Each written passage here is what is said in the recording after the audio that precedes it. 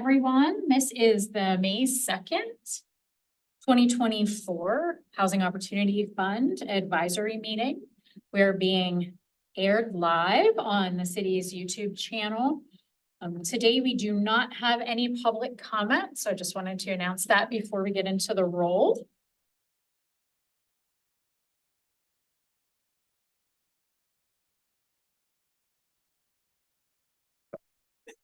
Lena Andrews had given us advance notice. She was not going to be joining us. I believe Dr. Bay also provided notice he would not be at this meeting. Tammy Thompson. Karen Garrett.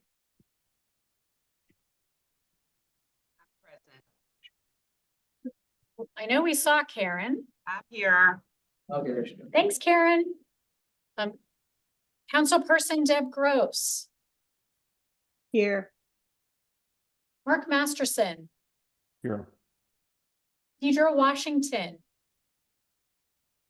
Here. Marcus Reed. Dr. Paul Spradley. Alan Cisco. Hey, y'all, I'm here. Derek Tillman. James Reed. Present. Adrian Wanaha, Chair, Present. Kelly Ware.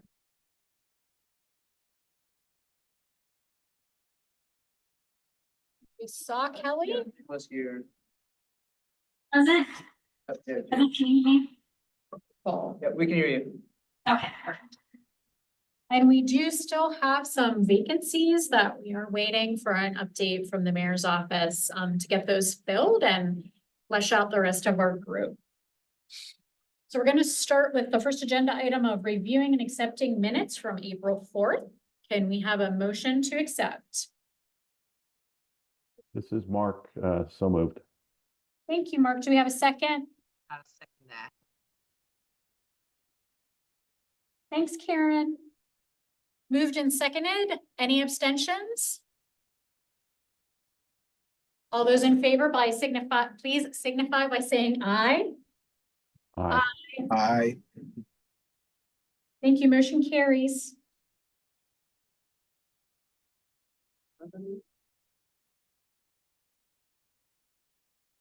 All right. We do have a few announcements from the URA this afternoon. So the first would be the Small Landlord Fund. We discussed guideline changes here at this advisory board several months ago. Those changes were taken in front of the URA Board of Directors. We did also have a public comment period for a month where we allowed people to give us feedback on the proposed changes. Those changes were then approved during the April URA board meeting. So we will be relaunching the Small Landlord Fund program with the new guidelines and with the new application the week of May 6th. So we'll see that on we'll see that on the URA website. We'll be certainly making public announcement about that, but we will be rolling that back out and seeing what the response is and how many applications we can get. As we continue to connect with the Housing Authority and other entities to make sure that people are aware of the program and aware of the new design for the program as well. So we're excited to see what happens there, and we'll certainly provide updates to the advisory board as that goes along. And then we did also just want to announce the 2024 area median income numbers have been released by HUD. And we are in the process of updating all of our charts that we use on, for all of our programs. So we will be able to present those at next month's meeting. But those numbers are out there, and we will start to use the new numbers. Eric, I know if you don't want to maybe just give a little bit of an idea of how those numbers are changing for 2024. So all in all, they're all going up a little bit. I know it's gone up more in years past, but it pretty much always goes up at least somewhat. For a 4-person household, it's looking like it's going to be between $100 and $700 higher, those income limits. So that's what we're sort of seeing across the board, as we, finish putting them everywhere and going through them. We'll be able to present you with all the final numbers and how that all goes, so. Yep, so more to come on that next month, but wanted to preview that, so you know that is coming, and we'll be updating all of our information. So, and that's it for our announcements for today, so we can move on. So we're gonna move into some of the items that we need to look at votes for. These are applications for URA funding through the HOF.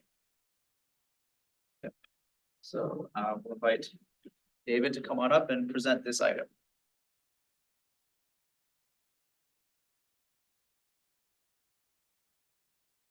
Thank you. Hello, everybody. My name is Dave. I'm not sure where to look in this room. Hello, everybody. My name is David DiBernardo. I'm a lending analyst with the Residential Lending Department of the URA. I am here today seeking authorization to enter into a for sale development program grant agreement with Open Hand Ministries or a related entity for an amount not to exceed $300,000 for the construction of the Hillcrest Street houses located in the Garfield neighborhood of Pittsburgh. Currently, this vacant plot of land on Hillcrest Street is owned by the Pittsburgh Land Bank.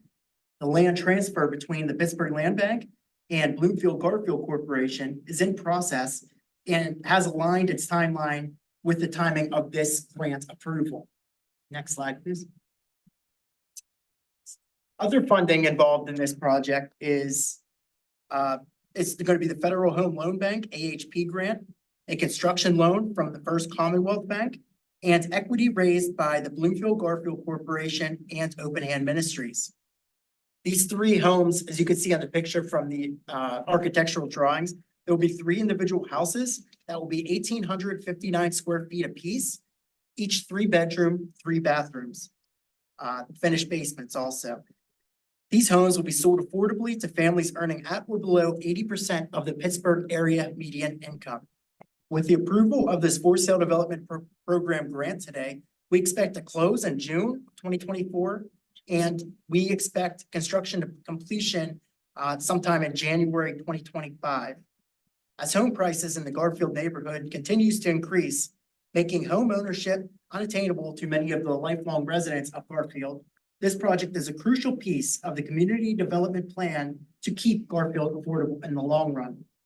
Joining us today are 3 guests, I believe, should be on here. First, so I'll introduce all 3 and then I'll let them comment on the project. We're joined today by the Executive Director of Open Hand Ministries, Wayne Younger. We're joined by the Open Hand Ministries Board Chairwoman, Heather List, and the Executive Director of the Bloomfield Garfield Corporation, Rick Swartz.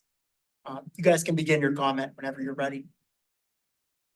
Thank you. Hello, this is Wayne Younger. I want to apologize. My board president, Heather List, was unable to be with us today. But I just wanted to thank you all for considering this project. Open Hand Ministries has been around for about 15 years. And we have been generally a general contractor. This is our first foray into development. It's also our first foray into new builds. So we're really excited for this project. Open Hand Ministries not only does construction, but we also work with community members to prepare them for home ownership. And so not only are we working on the build of these houses, but we are working with neighbors in the Garfield neighborhood to help them be prepared to step forward and to be mortgage ready at the completion of these houses. Just very thankful for the opportunity to come before the board. These funds would be essential for us to be able to complete this project. The project is going to be just wonderful with off-street parking, and this will represent the 13th, 14th, and 15th property that we've done in Garfield over our 15-year history. And we are currently working on a remodel right down the street. So we're excited for the project. This is Rick Swartz speaking. I think Wayne just gave a pretty good summary. We started planning this project as far back as 2017. We had hopes of doing the project as an accessory dwelling unit project originally. So we would have an owner occupied unit on the first and second floors and a unit on the ground floor that could be rented out to a different party. However, we have found that in the financing world, people are still not comfortable with allowing single-family homes to be financed with a 30-year mortgage loan when there is a rental unit that is part of the house. So we've made a little bit of an alteration here.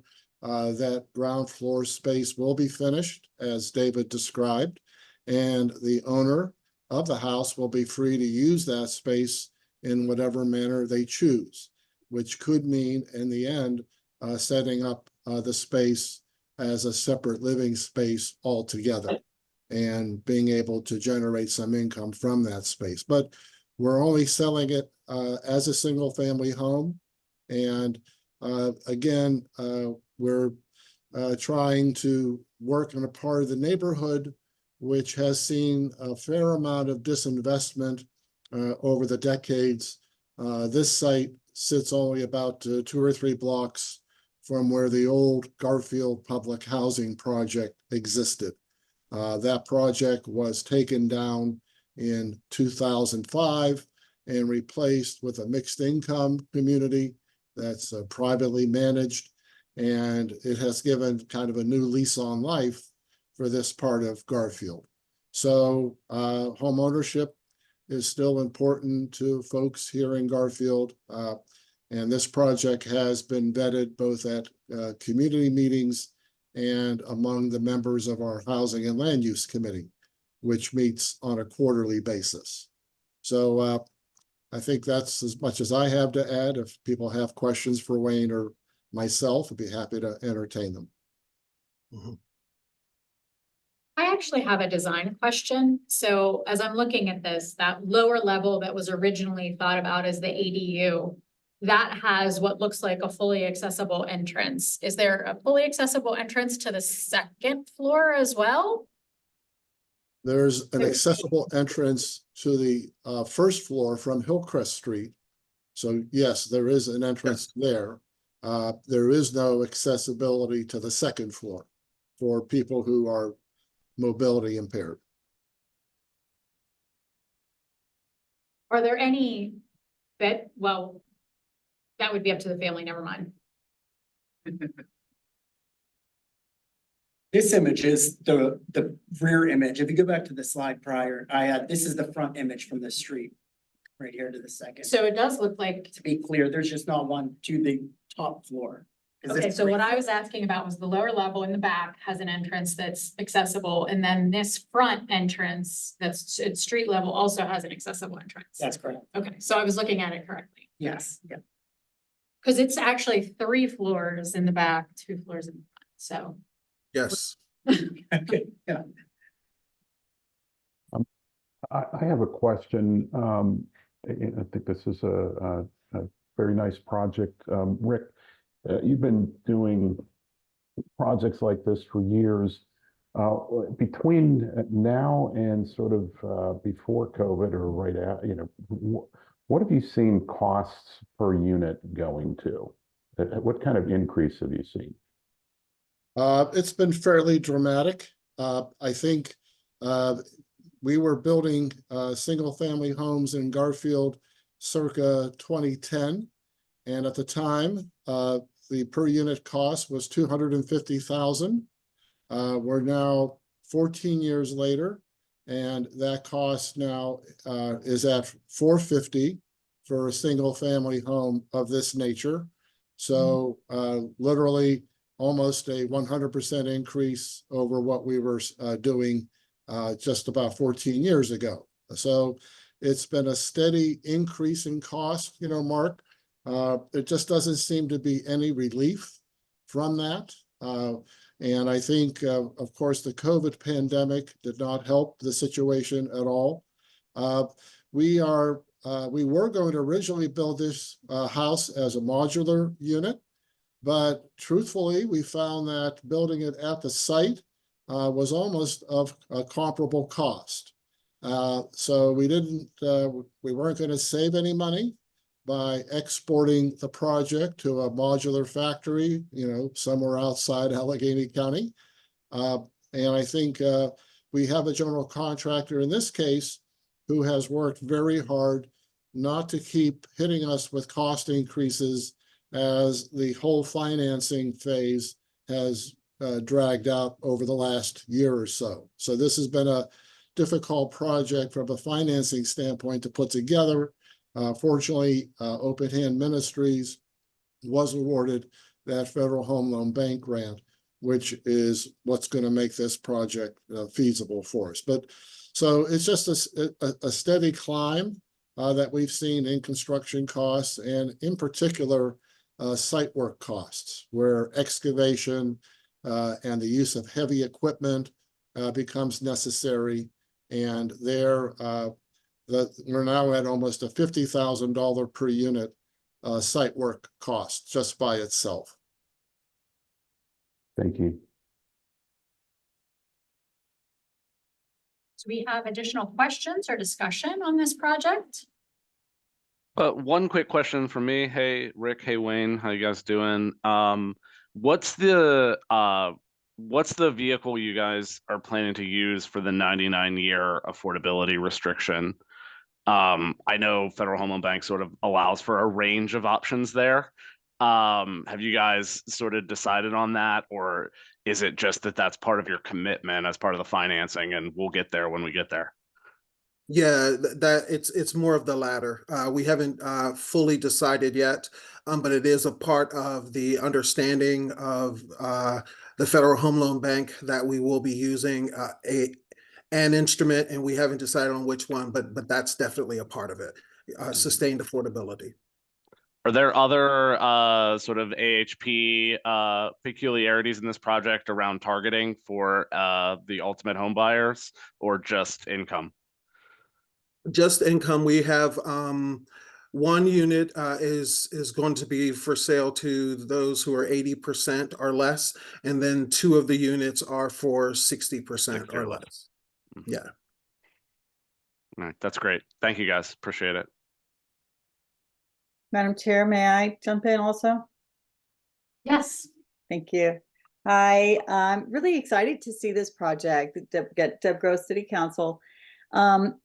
I love several things about it. I love that you have the built out basement, so that what I think I heard was that in the future, if it becomes easier to do accessory dwelling units, that would be at least built out, right? And so a property owner would have an option, right? Yep.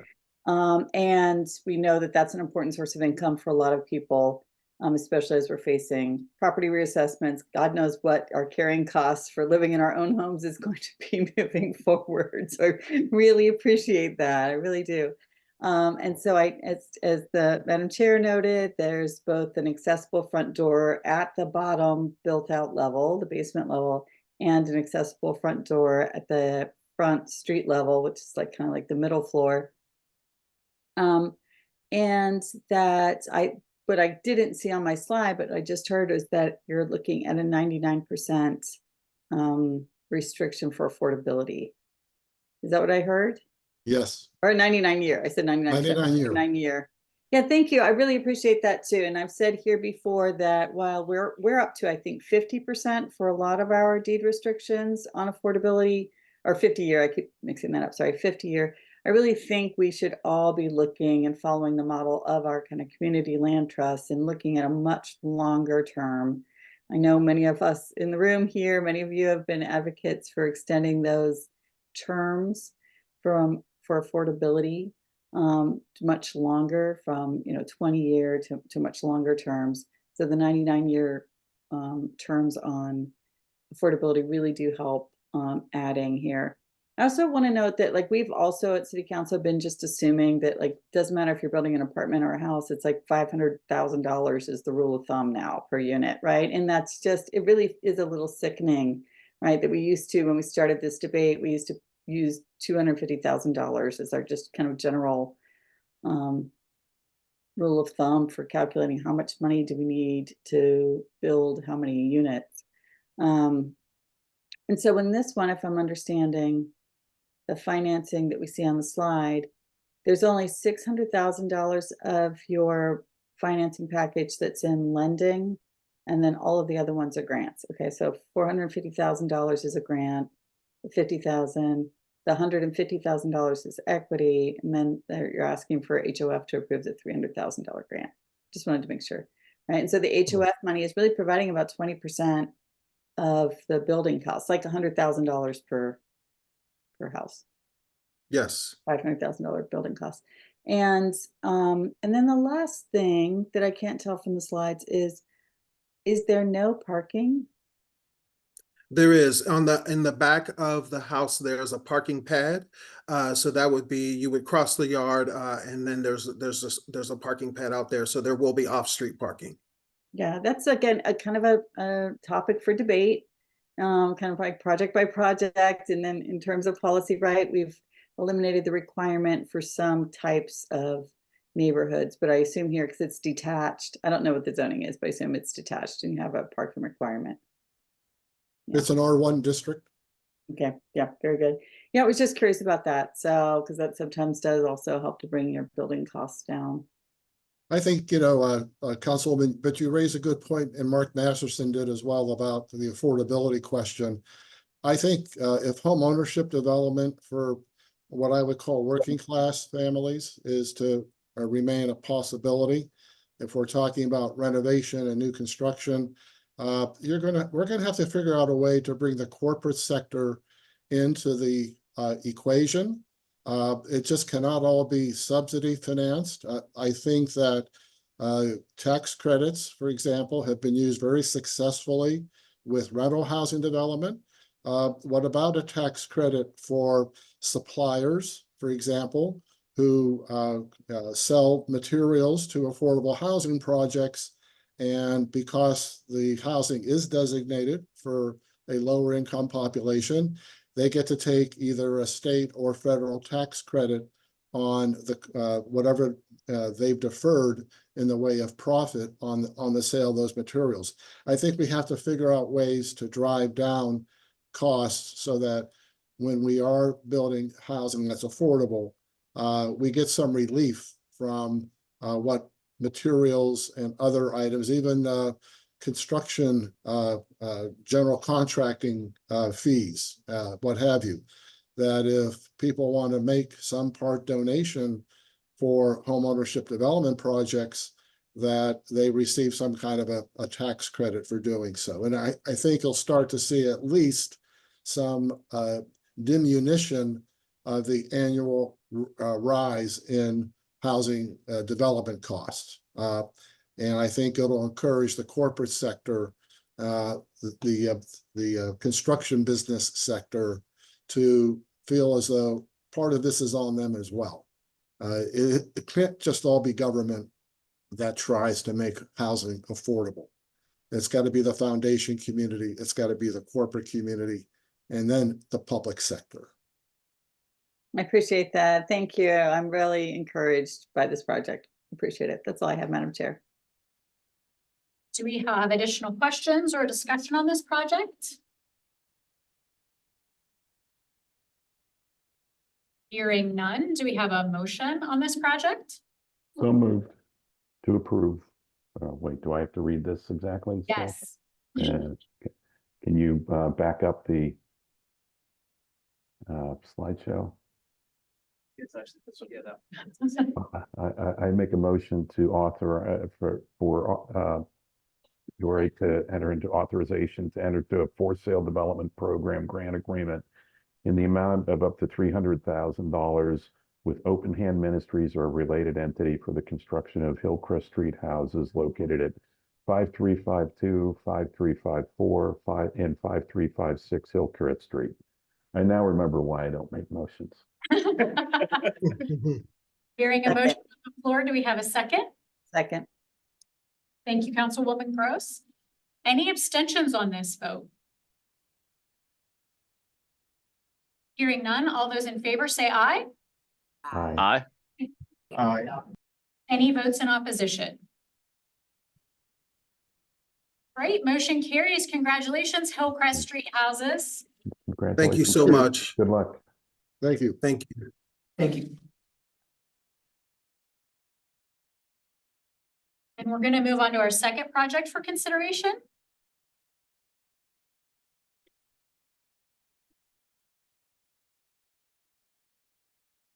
Good afternoon, Madam Chair, members of the HOP Advisory Board. I am Kiana Wassler. I'm the Chief Housing Officer at the URA. And this afternoon, I will be presenting on behalf of Ben Payton, who is the manager of residential lending and not available to be here today, the Western Manor Rental Gap Program request.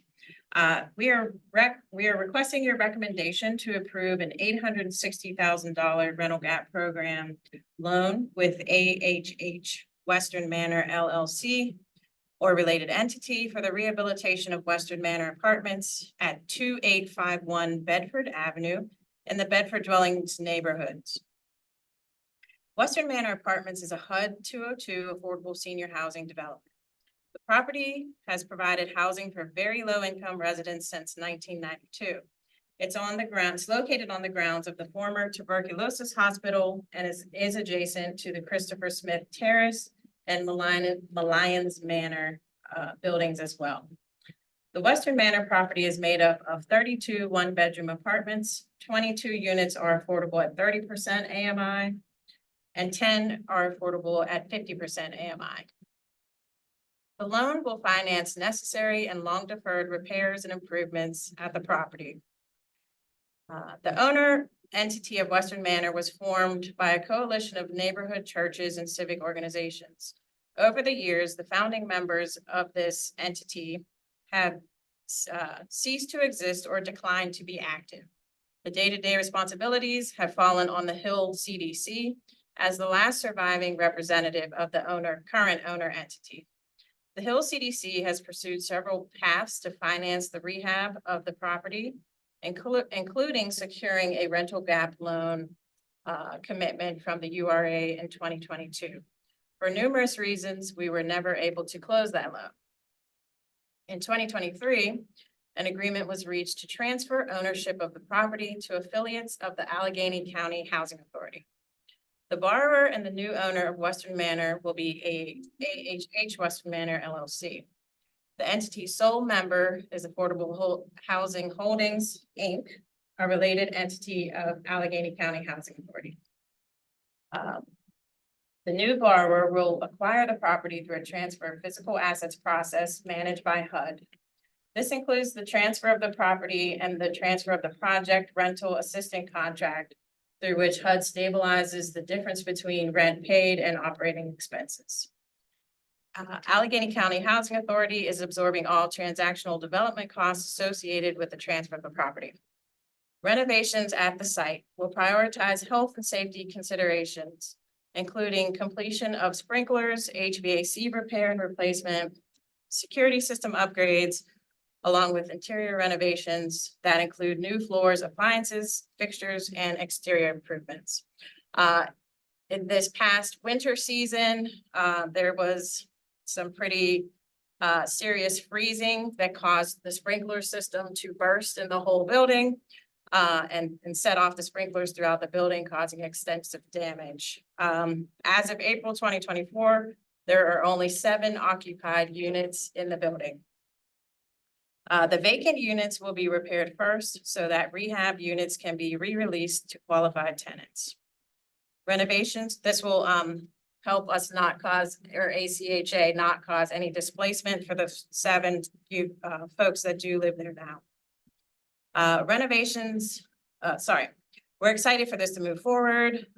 These renovations are fundamental to ensuring safe, secure, and comfortable accommodations for the tenants of the property. Other sources of funds within this project include insurance proceeds and replacement reserve funds for the building. HOF funding request is $860,000. The total project cost to date is $1,090,434. Today, we are joined by Rich Stevenson, the Chief Operating Officer of the Allegheny County Housing Authority, to provide additional information on the project. Well, thank you. Good afternoon. The Housing Authority, looking at we are approached actually by the mayor's office to look at the property Western Manor as a HUD multifamily that hasn't been funded for a number of years for the HAP dollars associated with the property. We are very excited to help out and take over ownership of the property so it wouldn't go through foreclosure. We saw an opportunity that there's a significant need, as we all know, for affordable housing units within the city of Pittsburgh and Allegheny County. This property here was under HUD contract for 32 units, with only 6 to 7 units actually being occupied at this point in time. It was an opportunity to be able to bring on almost 20 affordable housing units back into the market that provide housing through the HUD multifamily Section 8 program. The property, unfortunately, over the last several years, when we did a total physical needs assessment when we took over management of the property, which actually has been officially approved by HUD as of May 1st. But we actually were looking at the property ahead of time. We did the physical needs and identified all the areas that needed to be addressed to be approved by HUD for their physical inspection. The loan request will cover everything that is needed, from air conditioning to the sidewalks, everything needed to pass the HUD multifamily. We believe under a construction timeline within about 6 months that we'll be able to bring these units, total units of up to 32, back online so it could be made use of the low income needs and housing of the city of Pittsburgh residents. Richard, can I ask quickly, what is the plan for recruiting tenants? Were there tenants that moved out of the building that are having an opportunity to come back, or is that so far back that doesn't make sense? There is currently not a waiting list for the property, which so we have actually already, for many of our other properties that we manage, we have been partnering with PA Health and Wellness, who is they're a state funded that they're looking, so that we're partnering with them. We're partnering with other social services. We're actively working right now with Allegheny County DHS and Allegheny Links for low need homeless. There's a big effort from the new county executive, I believe, working also with the mayor's office to provide 500 affordable housing units within 500 days to help with the need for affordable housing. So through our any residents we could identify that were there previously, absolutely, we will give them an opportunity to move in. However, we know just in working with DHS, Allegheny County Links, there's a huge need for these units. The building is actually is a beautiful building. The units are actually very spacious. So I think there'll be a high demand for these units. Absolutely. Additional questions from the advisory or comments? I have questions and comments. Please. Thank you. Thank you. Hi, Director. Deb Gross with Pittsburgh City Council. I am following along here and I have the attachment open that we were sent. And I'm wondering if I hope those packets are also attached to this meeting. It looks like hold on a second. It looks like the costs are $1 million total project uses is what it says, developments and sources. Am I looking at the right thing? Correct. Top, okay, and under D in the packet. And this loan is at $860,000. Now, rental gap typically what I've seen here and what we understood when we allocated the funds for rental gap is gap funding, right? And, you know, it's usually $500,000 for some light tech deal that is, you know, 50 brand new units, and there's, you know, they can't close the gap and this helps bring down costs. So this is definitely not like the others.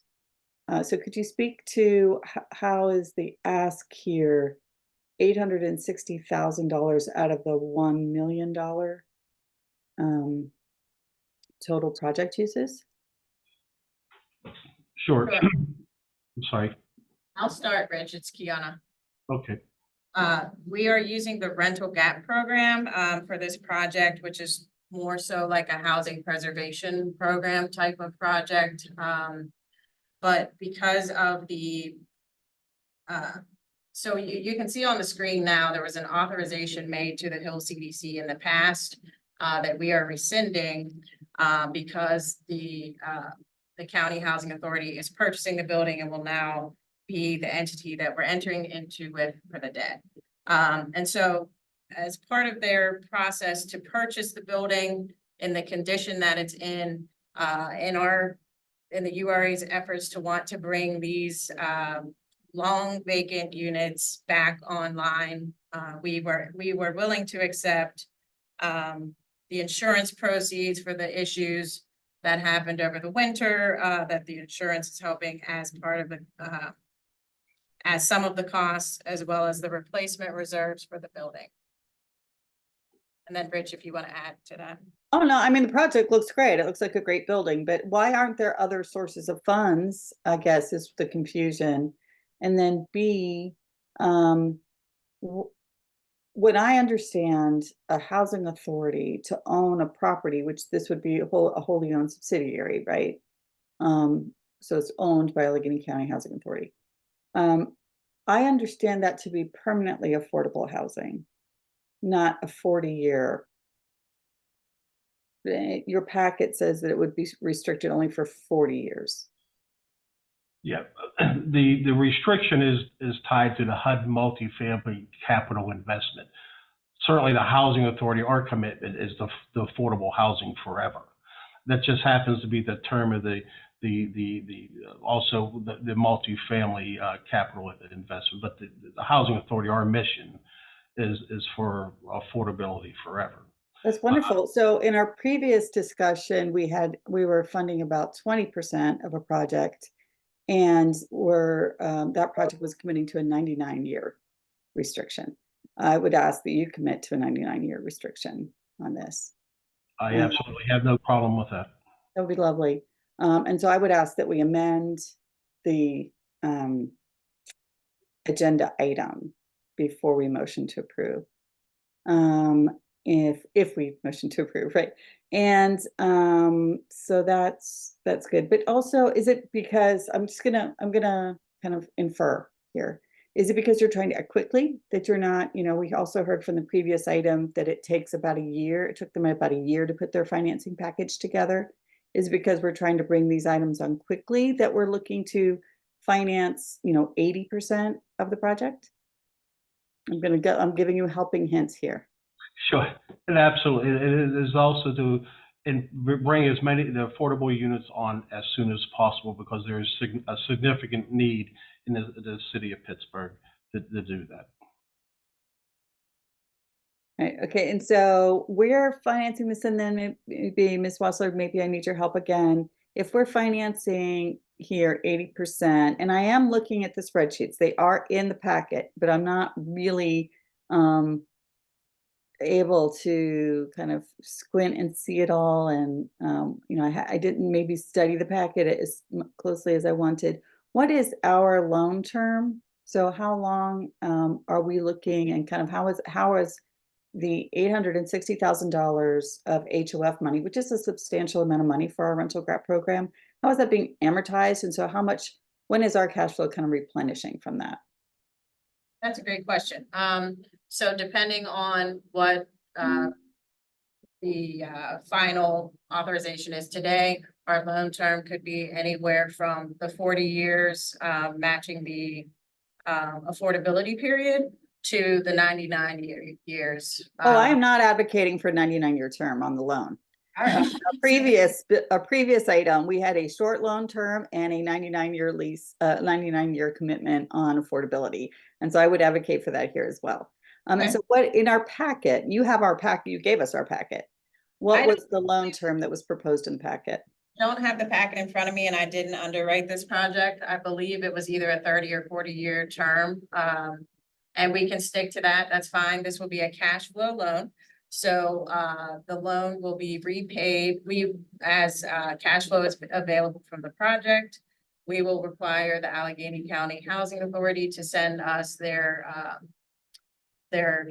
annual statements for the property, their audited statements for the property, and we will review that and determine how much cash flow is available for them to make a payment annually.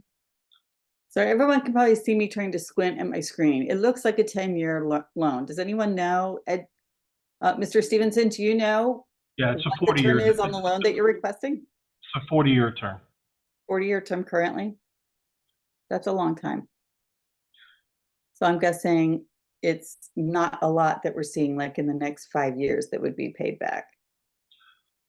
No, I'm not thinking in 40-year terms for our cash flow for the HOF. And for clarity, that money comes back into the HOF, the rental gap program for the loan payments? as it gets repaid, it will go into a HOF repayment account. Right, right. And so I'm assuming that someone in the call knows kind of like what is the cash flow coming in back to the repayment funds in the next 5 years from this specific agenda item. We cannot determine that until the county housing authority puts the project back into operation and can give us their annual certified audited financial statements. So we can determine how much cash flow is available to be able to repay the loan. So we can provide that to you, after the project, 1 year after the project is put back into, the rent rolls are back up to normal. But we Mr. can't, Stevenson, what was your goal for getting tenants back in here and having receivables? You say, what is my goal? Mhm. Well, the goal, as a housing authority, our goal is to bring as many affordable housing units back on the market. The date. What's the date of when you hope to have people back in? We hope to have construction done with all of these units within 6 months. I believe we're already working on developing the waiting list because there is such a need. So I would anticipate looking at, if we're going 6 months, we're talking about by the end of the year, if not sooner, be able to have units available and ready for, and they're not all going to be available. They'll be coming on available probably unit by unit, many of them. So it won't be all at one time. So tenants will be able to move in sooner than the 6 months, but the total reconstruction and development will be roughly 6 months. And again, I want to make sure all of the funds that were requested, any proceeds, any cash flow would stay in the property, build the reserves up, replacement reserves, pay back to the fund as necessary. But important is to be able to get back into the get back into the good graces of HUD multifamily, because originally they wanted to foreclose on this property. So we have an opportunity to bring these units available to the city of Pittsburgh but also build the reserves and get the rents back up where they need to be. Currently, HUD has it's frozen, that there's not even a HAP payment being paid on the 7 units that are actually being leased. So I understand that this is a great project, and I really do appreciate your participation. It's also our responsibility as an advisory board and at city council to be able to think ahead about how much money we're going to have for the next project. So sure, that's the responsibility of the questions here. So I would ask that we do amend this agenda item to reflect the 99-year affordability commitment, and that we also, I'm in favor of it. I am planning on voting positively, but that I do ask, because these are larger amounts, but the project is intended to work, to have tenants, back in line, online, or have the building back online early 2025, that it's not a line to just have us, some projected cash flow receivables from URA staff. Absolutely. Yeah. I also want to just bring to your attention something else that we bring to the table, and I understand it's not necessarily I know, but we're not just providing the housing, and I know I realize you have to be responsible for cash flow coming back into the program. But as a housing authority, we recently received funding from the Medicaid from the state to focus on the social determinants of health. So that's a grant that not only are we going to be able to provide housing at this building, but we're able to provide the social services focuses on the social determinants of health, because our focus isn't, as a housing authority, just to provide housing. We want to provide the wraparound service, financial literacy training, social determinants, and I just want to let you know what else we're bringing to the table. I understand it's that you're looking forward for cash flow, but I want to make sure you're comfortable with us being involved in this project. No, this is innovative, and I appreciate it, and thank you for adding that extra. That I must have missed that there are also going to be social services on site. We know how incredibly important that is. Absolutely. And we definitely look forward to bringing a housing authority, a kind of permanently affordable building back online that's offline now. And we appreciate the expertise that you're bringing to the project. So I'm going to ask for some technical advice on do we amend the title, the actions here, we would call it title and council, or do we amend the packet before we motion? Who can answer that question? I believe in previous votes, we've been able to add those additions that we've discussed into the motion and then call for a vote with those changes attached. Do we have more questions or discussion that folks would like to have on this project before we ask for a motion? Just a real quick note. You said there's a few of these that are currently leased of the 32 units, but just a few? I'm sorry, correct. I believe there's 7 at this point in time. So like this project is gonna reignite an additional, 25-ish units of housing, which like is a big number too. Correct. Additional questions or comments? I'd just like to make a comment that it's great to see the County Housing Authority working together with the city and the URA and sort of helping maybe break down some of the silos that get set up over time with different units of government and different organizations. So, I'm excited to see this. I hope that there's more projects coming to get more affordable housing in service as quickly as possible. Well, thank you for that comment. We're excited as well. Right, do we have anyone on the advisory that would like to make a motion related to this project? I would like to make the motion amending what the action that we see on the screen. And so it's not technically amending because we haven't made the motion yet, but I'm not going to read it exactly the way it is on the screen.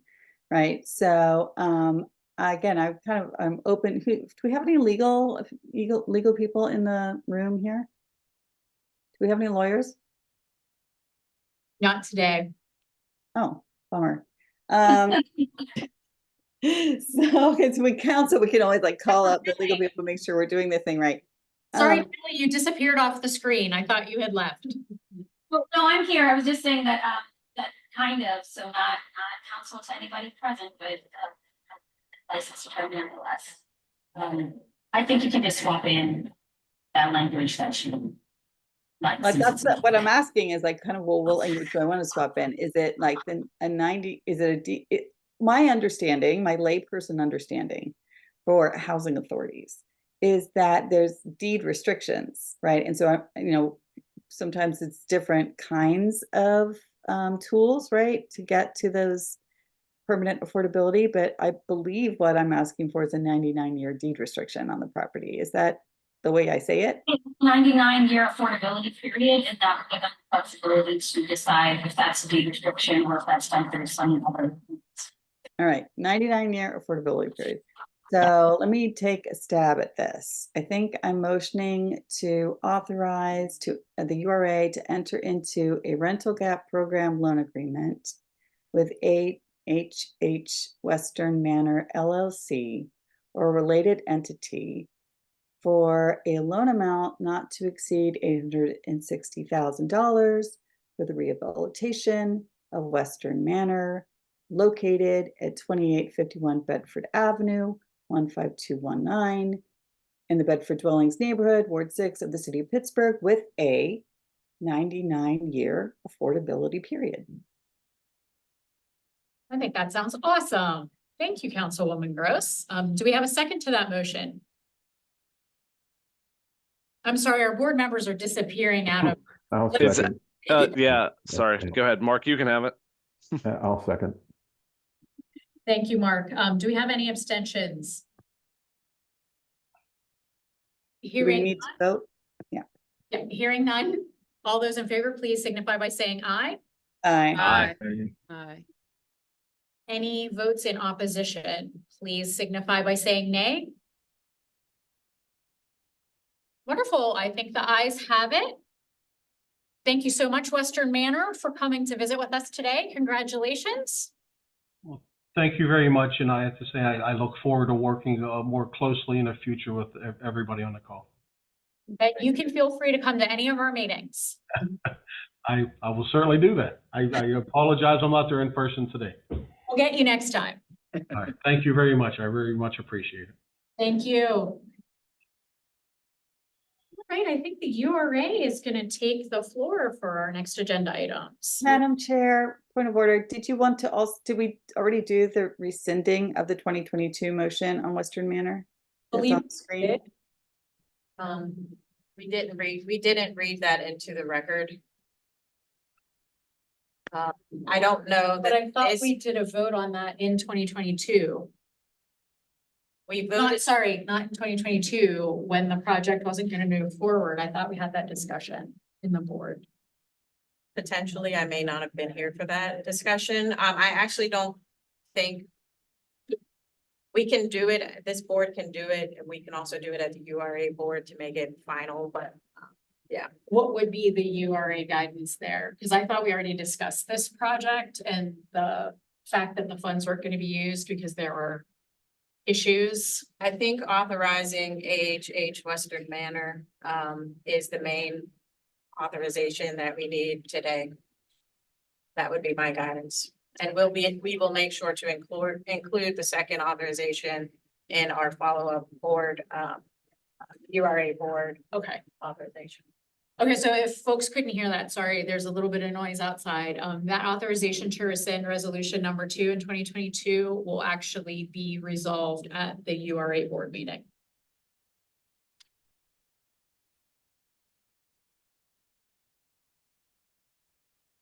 Next up, I'm gonna be talking about the annual allocation plan survey.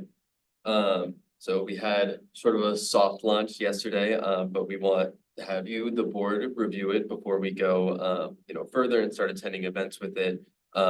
Just to make sure everything, looks good. So I'm gonna go over some events we have coming up this month that I've scheduled. Today, right after this, I'm going to the Larimer Consensus Group. The 8th and 9th is the PCRG Community Development Summit. And then on the 13th, the Brookline Together Community Event. On May 14th, Hazelwood Initiative.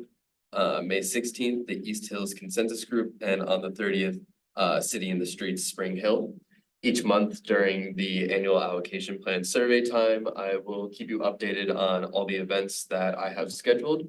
So if any of you are in the area or have any free time and want to come help out and talk to the community, you are more than welcome to. Just please reach out to me. It's ebernheimer@ura.org. So, without further ado, let's take a look at the survey together. And hopefully folks had a chance to check out the link Yeah, when you sent it out previously. it looks, While Eric's pulling that up, I would just add, also if you can't make any of those community meetings, but that is your community, or if you have connections to that community, please share that with your networks, let people know that we will be there. And just share the survey itself as well. We really do want to connect with as many residents as possible. So, if you can utilize your networks as advisory board members to help us to do that, we would truly, truly appreciate it. And I believe as last year, if we have events that we might be convening, we can also make invitations to the URA. absolutely, please, yes, absolutely. Yes. We're trying to get in as many places as possible. I'm willing to run all over the city, so please let me know if you have anything for us. Thank you. So without further ado, this is a preview sort of test link. So what we fill in here won't change the statistics at all, but we can go through it. Should I just read it all through or? Well, I guess, I would ask, for those of you online, can you read this? Oh, yeah, can you see it on So screen? that, do we need to read it out loud or can you read it? Would be my question. You can also use the link that was previously sent out to Yeah. take a look at the draft. This is fine, Derek. Please, Yeah, no, you don't have to read it's it out fine. loud, guys. Okay, sure. Wonderful, sounds right. good. So this is the sort of landing page. This is where everyone will start. And then they hit next and they come to here and they click on whichever applies to them. They can select more than one option if need be. And they select their neighborhood, which we've broken them down and tried to be as specific as possible on some of the things that are known by different names, like the Hill District, especially Homewood as well. Just because a lot of times we found last year, people won't know if they're in Homewood, north, south, or west, but they know they're in Homewood. So we're trying to make sure it's as accessible as possible and make sure that everybody will be able to understand and properly put down what they are. So I'm just gonna choose Allentown, why not? So then they come to here, and these are really the main two questions. The first one here is all of the things that the funds, the HOF funds are currently being used for. They get to choose up to 6 and rank them. They just drag them over and it ranks them on their own. They can mix and match however they like. They also don't have to do 6. They want to do 5. That's all good. Then they can move on. And then the next question is sort of its equal and opposite. These are the ways that funds could be used in the future. It's set up the same way, 6 choices, they can rank them. You can see them all here and they drag them over however they see fit. There we go. And then there's a box that they can put in whatever they'd like to share if they have anything. And that's the end of the main part. And then we ask consent if they're willing to give some demographic information. If they hit yes, the rest pops up. They're allowed to put whatever race they see fit, ethnicity, and then they can do age, their sexual orientation, gender identity, and their income, as well as if they're in any protected groups by law. And these two, they can select multiple if they would like. And we'll be able to get statistics on all that at the end and be able to see what type of overlap there is between area, priorities, and protected statuses. We can cross-check against all of those. So we'll be able to have a pretty detailed understanding. And next up, we asked them just how they found out about the survey. For all you here, you found it from a staff member. And then we let them say how they would like to hear more about the Opportunity Fund. And if they hit yes about receiving emails, they can put in their email address here. So there's just one thing that I thought I sent as a comment. If you scroll up a little bit, Sure. so it says down a little bit Oh, sorry. into the next one. So Public Housing Opportunity Fund Advisory Board Meetings. When I said that to another staff member, they said, I don't live in public housing. Oh, I see. So they thought that that actually meant advisory board meetings about public housing, not that it was a housing opportunity fund advisory board meeting. So just that, the Yeah, wording there, definitely. somebody that I talked to thought that that was a public housing. They're like, I'm public housing. Yeah. Oh, wait, okay. That's a really good point, and that's an easy fix. Yeah, that's. And what I we just got make that it. feedback this week, Yeah. so. Yep, perfect. Sounds good, yeah. We can fix that. Does anybody else have any comments? This is the end of the survey. It's a quick thing that hopefully will make it more accessible for people. And just a reminder to everyone, if you would like to donate an iPad so that the URA can use those at public events, we are still taking donors. We can get you all the information you need if you would like to donate an iPad. So that's the end. We're also doing paper versions and some of the iPads are already set up. I will be taking several of them with me to that event that's going on today, right after this. So we're gonna get a nice little trial run of that. So I will let you know next time how that goes.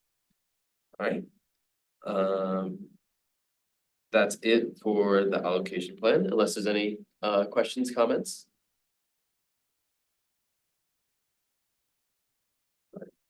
Seems all good. Any updates, EI or outreach? I believe both of our chairs are not here today. I missed the last two meetings. The one for DEI and one for outreach. I'm not sure who participated in those last meetings. Does anyone who was participating have an update? I'll say I attempted to participate in both of those meetings. I don't think either of them actually occurred. Oh, okay. So I don't think there's any update or Update, anything that okay. anybody missed. I think. Yeah, seems as if there was some scheduling snafus and things, but yeah, those meetings did not occur last month. So if you have not joined a committee, DEI and outreach are meeting. We would love to have you. I did have some outreach from advisory team members, so please, if there's a meeting that you would like to connect to, please reach out and we'll make sure that you get the invitations for those. All right. Next up is the programmatic expenditures. So this is our April expenditures. As you can see here, some things to note. The down payment and closing cost looks like a very low number.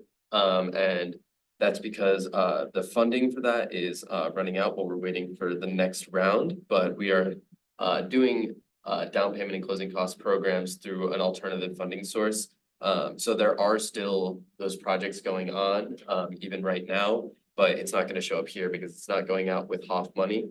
Also, the housing stabilization program, while still a good amount of money, is less than it would have been in previous months, and that is because it is also waiting for the next round of funding.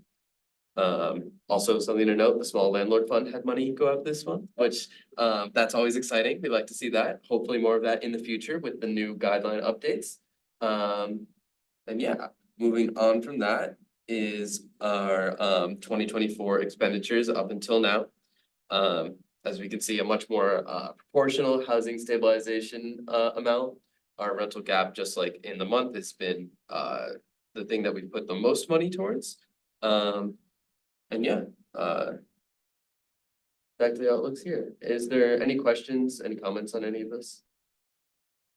So I think Councilperson Gross had raised an interesting question that we have not talked about yet, which is that loan repayment conversation. I know many of the projects were not in a place to do loan repayment, and we understand that because it is based on ability to pay in addition to the timeline. So it would be interesting if one of the things that we could think about going forward is that inclusion of loan repayment, if there is any. So then we could be starting to take a look at that in a deeper way. Yeah. Thank you, Madam Chair. May I just jump in? Absolutely. Right, is there, you're suggesting is that we look at the amount or fund, I guess, there's a repayment fund that's already exists. So is it just possible for us to get briefed by the next meeting on how much is there and kind of, you know, what have been the payments received in that fund? Yeah, I don't see a problem with that. We can do that. That'd be helpful. Then we'll have some, at least some kind of concrete things to discuss. I appreciate it. Absolutely. And the other thing I know that we wanted to benchmark for an upcoming meeting is what is, it's not here, we're not seeing it because there haven't been any expenditures, the demo dollars. So that would be a great companion piece in the conversation of what the loan repayments look like, and then also, you know, to revisit demo dollars because we'll be halfway through the year, basically at that point. Absolutely. Yeah, we can put both of those items on the agenda for June. Great. Thank you. Do we have questions or comments related to expenditures?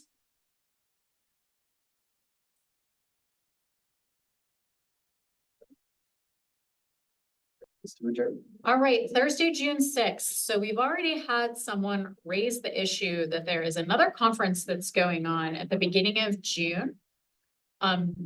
If members know that they can't be present for the June 6th meeting, we would ask everyone if you could let us know by the third week in May if you're not going to be able to attend, because if we have projects, we want to make sure that we're doing our due diligence to get a forum so that folks can bring their projects.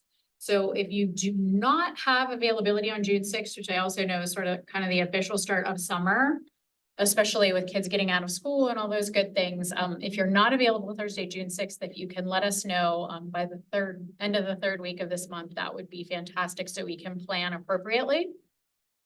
And Eric, could you, when we send out some updates from today, can you just remind everybody to give us some availability, because we do want to, you know, be as respectful as we can to projects that are coming in. Absolutely. Yep. All right, is there any new business or anything that we need to discuss for the good of the order before we adjourn?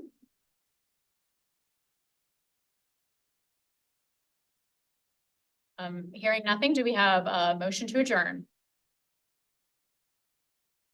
I'll motion, it's Alan. Thanks, Alan. And we have a second. Thank you, everyone. And please keep in touch. Just because this is the one time a month that we meet does not mean we can't have dialogue in between. So if there's pressing issues, things that you want on the agenda, please be sure to reach out. Thank you, everyone. We are officially adjourned.